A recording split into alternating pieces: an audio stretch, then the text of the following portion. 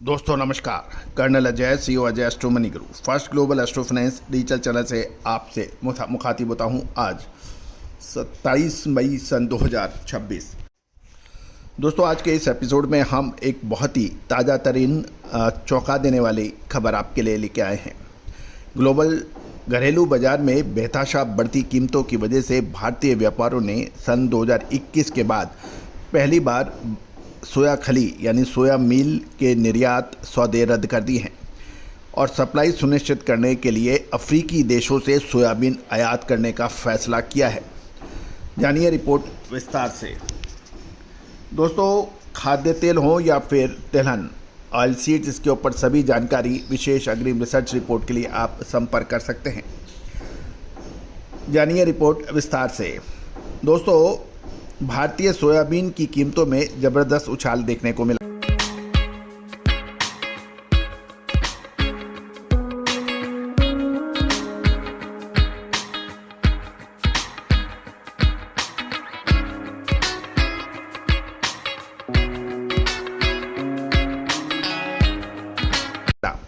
सोया खली के निर्यात सौदे रद्द हुए हैं और अफ्रीका से अब सोयाबीन का बड़ी मात्रा में होगा आयात। भारतीय कमोडिटी बाजार में ट्रेड फ्लो में इस समय एक बड़ा उलट फेर देखने को मिल रहा है।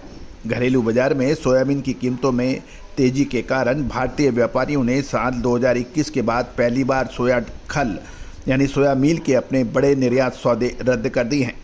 वहीं स्थानीय मांग को पूरा करने के लिए भारत अब अफ्रीकी देशों से भारी मात्रा में सोयाबीन आयात कर रहा है। गौरतलब है कि भारत को में सोयाबीन आयात नॉन जेनेटिक मॉडिफाइड ही हो सकता है।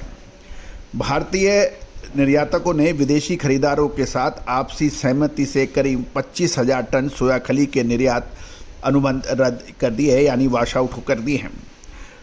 घरेलू बाजार की कमी पूरी करने के लिए अफ्रीकी देशों से लगभग 80,000 टन सोयाबीन खरीदने के सौदे पक्के होने के भी समाचार मिल रहे हैं।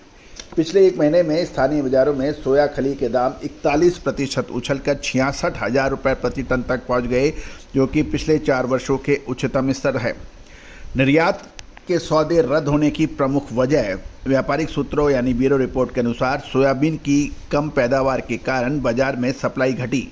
इसके चलते अंतर्राष्ट्रीय बाजारों में भारतीय सोया खली का निर्यात भाव FOB एक महीने के $475 प्रति टन से बढ़कर लगभग $695 प्रति टन हो गया। विदेशी खरीदारों के लिए यह लगभग $200 प्रति टन की अचानक बढ़ोतरी को स्वीकार करना मुश्किल था।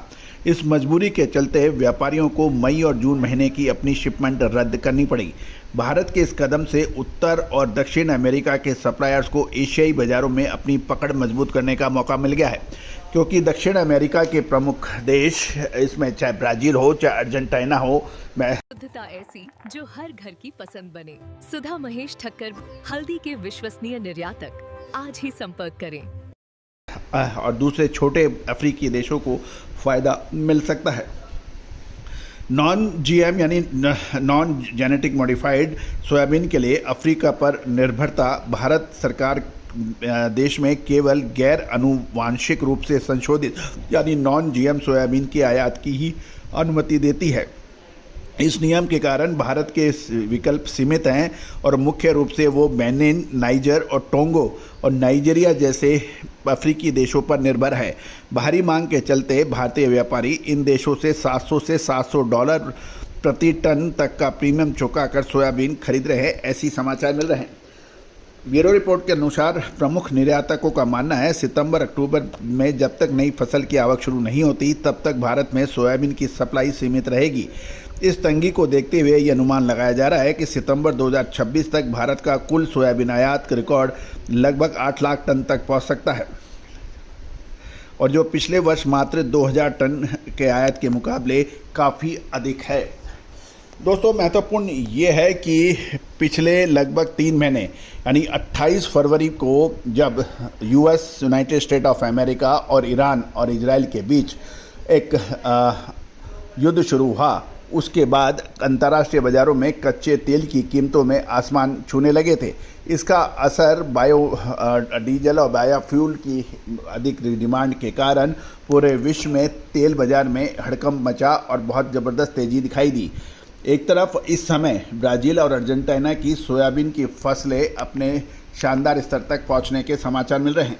दूसरी ओर जो अभी महत्वपूर्ण बिंदु ये है, क्या लगभग 8 लाख टन का जो अनुमान लगाया जा रहा है सोयाबीन का आयात का इन अफ्रीकी देशों से नॉन जीएमओ मसाले, खुशबू और प्योर झांझ टेस्ट से भर दे हर जुबां पे स्वाद। एवरीडे मसाले, देश का स्वाद।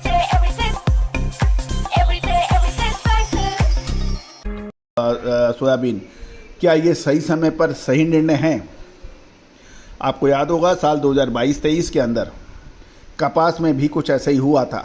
कपास के दाम बुरी तरह से पिटने की उम्मीद थी। हमने इंदौर में oil seed cotton seed oil association की सम्मेलन में कॉन्फ्रेंस में खुलकर कहा था कि उस समय कि कपास में तेज़ी की संभावना है, जबकि कपास की प्रोडक्शन 15% से अधिक धार रहे थे लोग, और वो एकदम से ज़बरदस्त तेज़ी हुई और 1,10,000 रुपये प्रति कैंडी के भाव 48,000 प्रति कैंडी से चढ़ गए।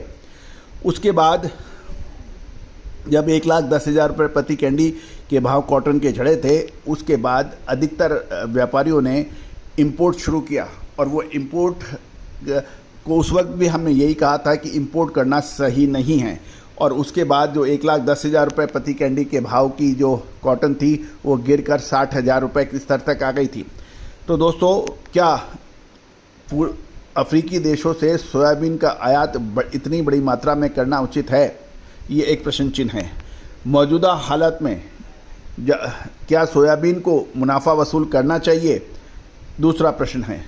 तीसरा प्रश्न ये है कि सोया खली के जो दाम पिछले कुछ समय, बहुत कम शॉर्ट समय में 40 से 41% बढ़े हैं, इसका फ़ायदा उठाना चाहिए या फिर सौदे रद्द करने चाहिए? इन प्रश्नों का जवाब जो व्यापारी बंधु हैं कमेंट बॉक्स में ज़रूर दीजिए। All the very best, good luck, happy trading.